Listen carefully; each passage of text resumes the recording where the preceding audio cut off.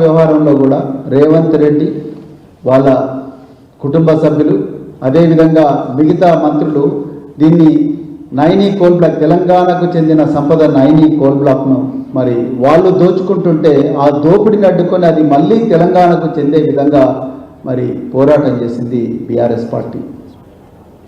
మరి ఈ పోరాటాన్ని అడ్డుకోవడం కోసం తమ దోపిడీని కొనసాగింపు కోసం ఈరోజు అటెన్షన్ డైవర్షన్ విచ్చలవిడిగా చేస్తూ ఉన్నారు రేవంత్ రెడ్డి గారు.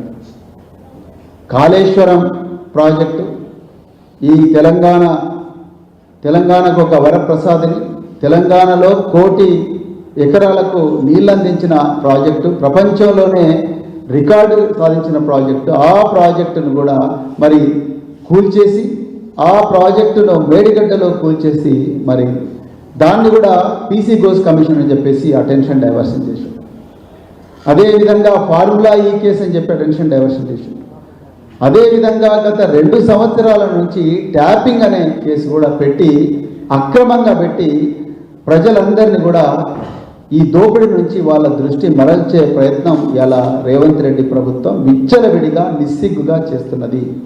ఈ సందర్భంగా కొన్ని ముఖ్యమైన విషయాలు ఈరోజు తెలంగాణ ప్రజల ముందర ఉంచాలనుకుంటున్నాం.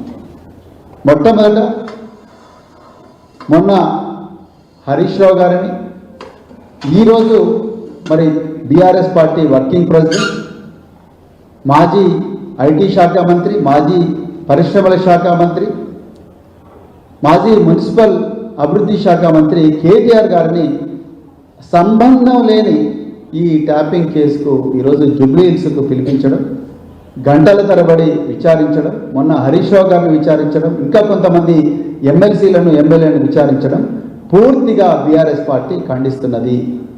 నేను తెలంగాణ ప్రజలకు స్పష్టంగా ఒక రాజకీయ నాయకుడిగా మాత్రమే కాదు, ఒక మాజీ పోలీస్ అధికారిగా, గత 26 సంవత్సరాలు అదే డిపార్ట్మెంట్లో పనిచేసిన అధికారిగా కొన్ని విషయాలు తెలంగాణ ప్రజల ముందర ఉంచాలనుకున్నాం. మొట్టమొదటి, ఈ ట్యాపింగ్ అనేది నేరం కాదు అనేది తెలంగాణ ప్రజలందరూ కూడా గుర్తించాలి. ఈ ట్యాపింగ్ అనేది చట్టబద్ధమే అని చెప్పి స్వాతంత్రం రాంగమునుపే 1885 సంవత్సరంలోనే ఆనాటి బ్రిటిష్ పాలకులు ఈ ట్యాపింగ్ కోసం ఒక చట్టం రూపొందించారు.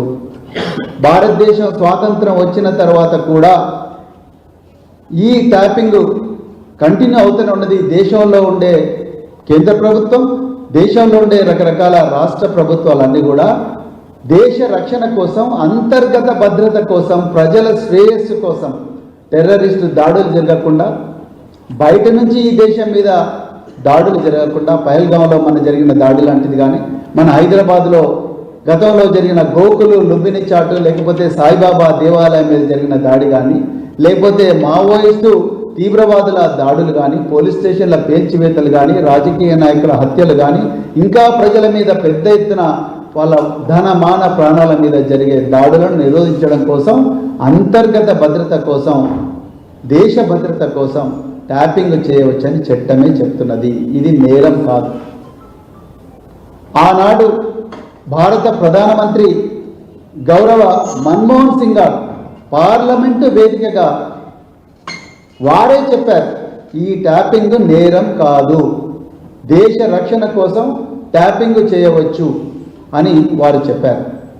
ఆనాడు దివంగత రతన్ టాటా గారు ఫోన్లు ట్యాప్ అవుతున్నాయని చెప్పిన వెంటనే మరి మన్మోహన్ సింగ్ గారు దేశ భద్రత కోసం మేము 9000 ఫోన్లు ట్యాప్ చేశాము, 500 ఈమెయిల్స్ మేము ప్రతి నెల కూడా మానిటర్ చేస్తున్నామని దివంగత ప్రధాని గౌరవ డాక్టర్ మన్మోహన్ సింగ్ గారే చెప్పారు.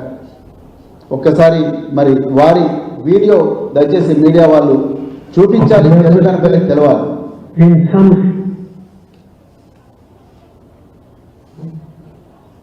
I am aware of the